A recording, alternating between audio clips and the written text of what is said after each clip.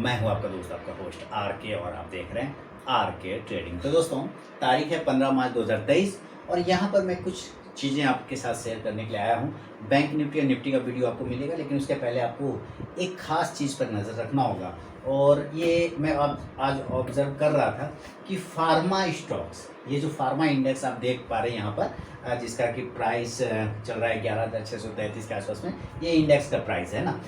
लगभग अगर दो फार्मा स्टॉक्स को अवॉइड कर दें, सिर्फ दो फार्मा स्टॉक्स को, तो आप यहाँ पर देखेंगे। देखिए, मैं फिर से बता दूं, मैं यहाँ पे एजुकेशनल पर्पज़ के लिए वीडियो बना रहा हूँ। कोई भी ये नहीं है कि जो मैं कह रहा हूँ वही पक्का होगा, ऐसा होगा वैसा होगा।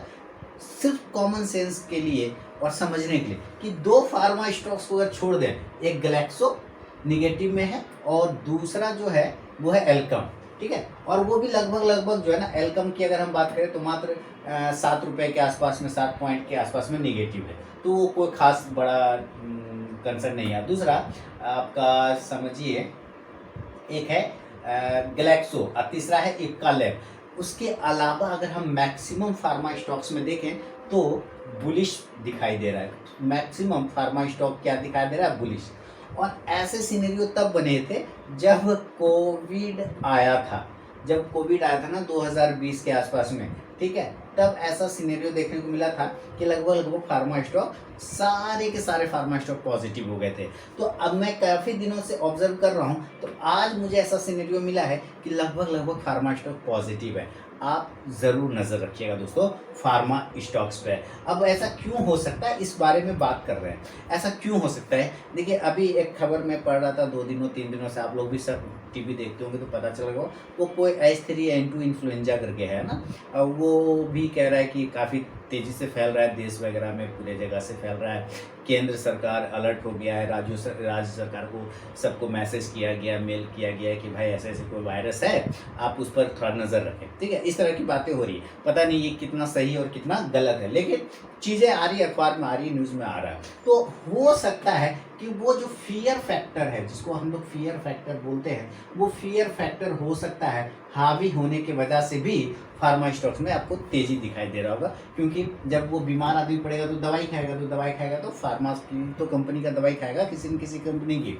तो ये चीज़ों को, इसके वजह से, चाहे आप देख लीजिए एबॉट को देखते हैं तो 38 पॉइंट पॉजिटिव है, चाहे एल्कम तो 6 पॉइंट मात्र निगेटिव है, और फार्मा देखते हैं तो 8 पॉइंट लेवल पर 1.5% पॉजिटिव है, 2%। बायोकॉन देखते हैं तो 2%, 1.5% के आसपास में पॉजिटिव है। चाहे आप यहाँ पर सिप्ला देख लीजिए तो ये भी लगभग 1% के आसपास पॉजिटिव है। डिवीज लैब देखते हैं तो ये भी लगभग 0.5% से ऊपर की तरफ में तेज़ी दिखा रहा है। इसके अलावा डॉक्टर रेड्डी देखते हैं तो 1% की तेज़ी है। इसके अलावा ग्लैंड को देखते हैं तो 2.5% की तेज़ी है। ग्लैक्सो फिर मात्र 1% नीचे है, लेकिन ग्लेनमार्क को देखें तो 3% की तेज़ी है ग्लेनमार्क फार्मा में, है ना। 3% की तेज़ी दिखाई दे रहा है ग्लेनमार्क फार्मा में। तो लगभग सारे फार्मा स्टॉक आपको पॉजिटिव नज़र आ रहा होगा। तो ये हो सकता है दोस्तों। अब देखिए, फार्मा तो पॉजिटिव हो गया, तो आपको याद है कोविड में क्या हुआ था? कोविड में हुआ था कि फार्मा क्या हो गया था? पॉजिटिव था। और बैंकिंग क्या हुआ था? वो निगेटिव हो गया था। तो आज का भी अगर आप सिनेरियो देखें तो बैंकिंग निगेटिव नज़र आएगा और फार्मा पॉजिटिव नज़र आएगा। लेकिन चूंकि बैंकिंग गिरा इसलिए भी है कि वो SVB वाला प्रॉब्लम, सिलिकॉन वैली बैंक जो अमेरिका वाला है, वहाँ जो वो डिफ़ॉल्ट कर गया उसके वजह से, और साथ ही क्रेडिट स्विस जो बैंक है उसको उसके टॉप शेयर होल्डर ने और भी पैसा देने से मना कर दिया। तो ये प्रॉब्लम की वजह से भी बैंकिंग सेक्टर में गिरावट आया। लेकिन फार्मा में तेज़ी क्यों आया? सवाल तो यहाँ है। गिरावट आया, इसमें बैंकिंग में वो प्रॉब्लम नहीं है। प्रॉब्लम है कि फार्मा में, सवाल ये कि फार्मा में तेज़ी क्यों आया। तो फार्मा में तेज़ी आने का एक तो कुछ रीज़न ऐसे हो सकते हैं कि ये ओवर सोल्ड होगा। क्या हो सकता है कि सारे फार्मा स्टॉक्स, मैं इंडेक्स की डायरेक्ट चार्ट यहाँ पे ओपन कर देता हूँ, इंडेक्स का चार्ट, और यहाँ पे इंडेक्स का, ये सारे ये जो फार्मा वाला ये ओवर सोल्ड हो गया, कंटिन्यू फॉल किया। तो हो सकता है यहाँ से आपको शॉर्ट कवरिंग देखने को मिला होगा, शॉर्ट कवरिंग हुआ होगा, इसलिए पॉजिटिव हुआ होगा। एक जवाब तो ये हो सकता है। लेकिन दूसरा जवाब ये हो सकता है कि कहीं वो फियर फैक्टर तो नहीं है, कहीं वो फियर फैक्टर तो हावी नहीं हो रहा है। अगर फियर फैक्टर हावी हो रहा है तो आपको थोड़ा सा अलर्ट हो जाना चाहिए। क्या हो जाना चाहिए?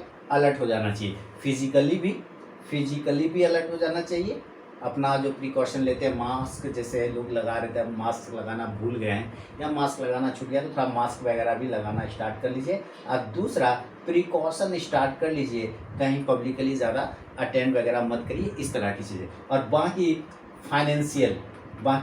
फाइनेंशियल भी थोड़ा स्टेबल कर लीजिए अपने आप को। हो सकता है कि अगर वो चीज़ें इन्फ्लुएंजा वाली बात सही होगी तो हो सकता है आपको थोड़ा फार्मा मूवमेंट बनेगा, तो अपने फाइनेंशियल को तगड़ा रखिए और फार्मा स्टॉक्स पे नज़र बना के चल सकते हैं। तो इस वजह से मैंने सोचा कि आपके साथ ये बातें कर लूँ, ठीक है। तो नज़र रखिए। और अब देख लें कुछ फार्मा स्टॉक्स के चार्ट को भी लगे हाथ देख लें। तो जैसे एबॉट इंडिया है, ये ट्रेड कर रहा है 20,367। हालांकि इसमें वॉल्यूम की कमी होती है, बड़े प्राइस का शेयर होता है ना, तो वॉल्यूम की कमी होती है, इसलिए इसको अवॉइड ही कर देते हैं, ठीक है। अब एलकम को देखते हैं। तो एलकम है लगभग 3,080 के आसपास का। तो यहाँ पर एक सपोर्ट एरिया है एलकम का, ये एरिया 3,040 के आसपास का एक सपोर्ट है। अगर ये गिर जाता है, अगर ये 3,040 के नीचे आता है, तब ये फॉल करेगा 3,000 वाला, तब ये फॉल करेगा 3,000। लेकिन अगर इनकेस यहाँ से थोड़ा सा बाउंस करके ये ऊपर 3100 को ब्रेक करेगा अगर आप साइड में, तो फिर आपको तेजी से ऊपर की साइड में जाता हुआ दिख जाएगा। 3,120 के ऊपर जैसे निकलेगा तो पॉजिटिव हो जाएगा। और विंडो फार्मा में भी सेम सिचुएशन देखिए कि यहाँ से एक ये फ्लैग पैटर्न बना रखा है, देख रहे हैं ये क्या है, फ्लैग पैटर्न बना रखा है। और आज हाई भी बहुत अच्छा कोशिश किया था, 475 इसका मेन रेजिस्टेंस एरिया बन रहा है। 475 के ऊपर अगर निकलता है तो आपको तेजी से मूवमेंट बनता हुआ मिल सकता है एलकम में। चलिए, इसके अलावा हम लोग बायोकॉन की बात कर लें। तो बायोकॉन देखिए काफ़ी ज़्यादा ओवर सोल्ड हो गया, बायोकॉन क्या हो गया है, ओवर सोल्ड है। और ये अपना प्रीवियस जो लो प्राइस आ रहा है, इसका लो आता है 217 से लेकर 215 के आसपास का। इसके नीचे जाने पर ही बायोकॉन में गिरावट होगा, अदरवाइज यहाँ से बायोकॉन हो सकता है एक बार बाउंस डबल बॉटम बनाते हुए, देख रहे हैं ये डबल बॉटम बनाते हुए हो सकता है बायोकॉन आपको ऊपर के एरिया पे भी जाता हुआ मिल सकता है। तो नजर रखें आप बायोकॉन पे भी। सिप्ला, इस पर पहले ही देखिए मेरा व्यू सिप्ला पे पॉजिटिव है। इस जगह पर सिप्ला में मेरा व्यू बिल्कुल पॉजिटिव है। तो सिप्ला आज कोशिश कर रहा था 883.40 तक का हाई मारा था, लेकिन 878 के पास अपने आप को होल्ड भी कर रहा है। यानी ये बहुत मार्केट इतना गिरा, लेकिन ये गिरने को तैयार नहीं हो रहा था। तो याद रखिए जैसे ही ये 890 के ऊपर अगर सिप्ला निकलता है तो आपको 920 तक के टारगेट देखने को बन सकता है सिप्ला में, ये भी इंपॉर्टेंट है। लेकिन अगर नीचे के लेवल की बात करें तो अभी जो फिलहाल लो बना रखा है इसने लो बनाया है 850 रुपये का, तो उसके नीचे जाने पे ही गिरावट आएगा सिप्ला में। डीबीज लैब की बात कर लें तो डीबीज लैब भी अच्छा खासा बॉटम के पास में है। देखिए यहाँ पे देखिए ये ज़बरदस्त है ना, दिस इज़ वन बॉटम, और इतना गिरा डायरेक्ट यहाँ पे बॉटम बना, और यहाँ ये डबल बॉटम बना रखा है ना। क्या डीबीज लैब है, डबल बॉटम है। यहाँ से देखना एक राउंडिंग टॉप भी बना रखा है। तो डीबीज लैब भी एक बहुत ही बेहतरीन जगह पर सपोर्ट लेता हुआ नजर आ रहा है दोस्तों, इस पर भी आप नजर रखें। अगर डीबीज लैब यहाँ से बाउंस करता है और ऊपर 2800 को ब्रेक कर देता है, अगर 2800 को 2800 अगर उसको ब्रेक कर देता है 2800 को, तो फिर आपको बहुत ही अच्छा मूवमेंट बन सकता है डीबीज लैब में। 3,100 तक के टारगेट बन जाएंगे। इसके अलावा हम लोग चलें डीबीज लैब के बाद डॉक्टर रेड्डी। देखिए मैं बात कर रहा था कि क्यों तेजी आया, उसके साथ साथ मैं चार्ट एनालिसिस भी आप लोगों के लिए कर दे रहा हूँ, ताकि आपको कहीं अगर पोजीशन फंसा हो तो आप देख लीजिए। अब यहाँ पे भी आप देखिए डॉक्टर रेड्डी में भी एक रेजिस्टेंस एरिया यहाँ पे मिल रहा है, और अभी 4400 के आसपास ट्रेड कर रहा है। रेजिस्टेंस एरिया है 4430 से 4450 का। कितने का रेजिस्टेंस एरिया है, 4430 से 4450 का, ठीक है। ये रेजिस्टेंस एरिया है। अगर इस एरिया को ब्रेक करता है तो आपको ये 4500, 4600 और 4700 यानी इस एरिया तक आने का कोशिश कर सकता है, जो कि लगभग यहाँ पर का हाई है। यहाँ पर क्लेम कर सकता है डॉक्टर रेड्डी, ये नज़र रखें। इसके अलावा हम ग्लेन फार्मा की बात करें तो 1214 का इस पर ट्रेड करा, और आप देखिए कि किस तरह से ये प्रीवियस लो से यहाँ से बाउंस करने की कोशिश कर रहा है। यही बात के लिए मैं चर्चा कर रहा था कि सारे फार्मा स्टॉक्स अपने इंपॉर्टेंट लेवल से बाउंस कर रहा है, तो आखिर बात क्या है। तो आप नज़र रखें ग्लेन फार्मा पे भी ऊपर के एरिया पे अगर ये ब्रेक कर जाता है 1255 से 60 के, तो फिर ये 1300 की तरफ भागने की कोशिश करेगा।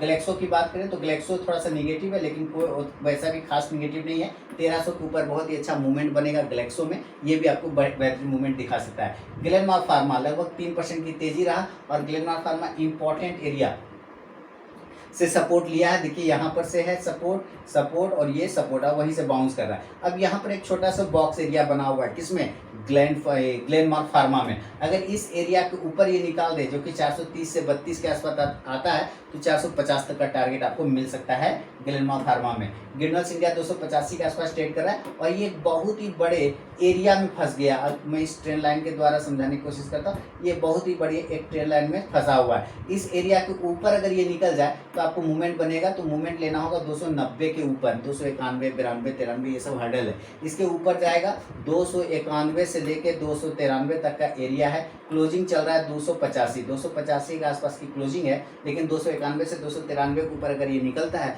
तो आपको तेज मूवमेंट बनेगा अपसाइड में 300-310 तक के टारगेट के लिए।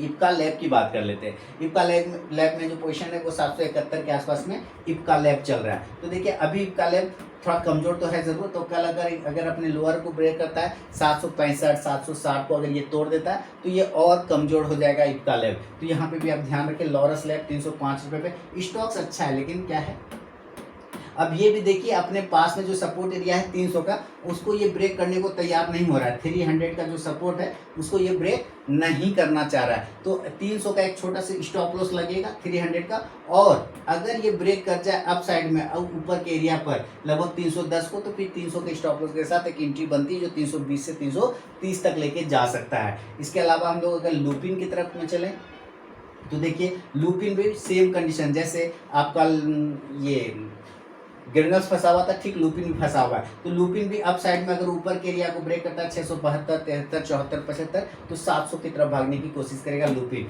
नेटको फार्मा की तरफ में चले तो नेटको फार्मा में एक सपोर्ट बनता है 520 रुपये का, उसके नीचे जाने पे ही कमजोर होगा, अदरवाइज ऐसा कोई प्रॉब्लम नहीं। हाँ, पोजीशन इस जगह पे नहीं बनेगा, ये 560 के ऊपर फिर पोजीशन बन सकता है। फाइजर की तरफ चले तो 3600 के आसपास ट्रेड करा, 3617, तो फाइजर में 3700 का एक हडल है, उसके ऊपर जाने पर ही पोजीशन बनेगा, अदरवाइज 3600 के नीचे गिर जाता है तो जरूर सेलिंग बनेगा 3500 के टारगेट के लिए। सनोफी 5748, जाहिर सी बात इसमें ट्रेड उतना बनता नहीं होगा क्योंकि वॉल्यूम कम है, बड़े प्राइस का शेयर है, हालांकि फिर भी 5800 के ऊपर जाएगा तो एक छोटा सा ट्रेड बन सकता है। सन फार्मा की तरफ चलें तो सन फार्मा में जो पोजीशन है वो देखिए ये भी अपने इंपॉर्टेंट लेवल के आसपास ट्रेड कर रहा है। अगर सन फार्मा कमजोर होना है तो इसको 945 और 940 के लेवल को ब्रेक करना पड़ेगा। अगर ये 945 से 940 को तोड़ देता है नीचे की तरफ में, अगर डाउन साइड में 945 टू 940 को तोड़ देता है तो गिरावट आएगा, अदरवाइज कोई दिक्कत वाली बात नहीं है। 965 से 70 को अगर ऊपर ब्रेक करता है तो 1000 तक के टारगेट को क्लेम कर सकता है। टोरेंट फार्मा की तरफ में चले तो टोरेंट फार्मा में पोजीशन देखिए 1570 के ऊपर बनेगा, अभी मत करिएगा। और इसके अलावा जेडएस लाइफ रहा तो जेडएस लाइफ 480, बहुत ही जबरदस्त। देखिए जेडएस लाइफ एक हर्डल पे ट्रेड कर रहा है। जेडएस लाइफ जैसा कि आप देख पा रहे हैं, जेडएस लाइफ अगर ये एरिया देख रहे हैं यहाँ पर से रेजिस्टेंस लिया, गिर गया, यहाँ से आप देखिए किस तरह से फ्लैग बनाया, ब्रेकआउट करके ऊपर गया जेडएस लाइफ, और ऊपर जाने के बाद फिर से एक फ्लैग बनाया, देखिए इस तरह से फिर से एक फ्लैग बनाया, ये देखिए फिर से फ्लैग बना, फिर ब्रेकआउट किया, फिर से एक सस्टेन कर रहा है यहाँ पे, यानी कि यहाँ पे क्या कर रहा है, ये साइडवेज हो चुका है। आप इसको एक्यूमुलेशन डिस्ट्रीब्यूट, अगर इस लेवल को ब्रेक करता है 460 को तो डिस्ट्रीब्यूशन हो जाएगा। अगर इन केस 480 के ऊपर जेडएस लाइफ निकलता है तो फिर ये 500 तक के टारगेट भी आपको दिखा सकता है। तो जेडएस लाइफ भी एक बढ़िया जगह पे फंसा हुआ है। तो ये फार्मा का कुछ डाउट हो रहा था जो मैंने आपके साथ शेयर कर दिया दोस्तों। फार्मा के सारे चार्ट को लगभग चार्ट कवर हो गया है, और अगर पसंद आया हो मेरा थॉट तो कोई ऐसा नहीं कि ज़बरदस्ती पसंद करना है, तो समझ में आया हो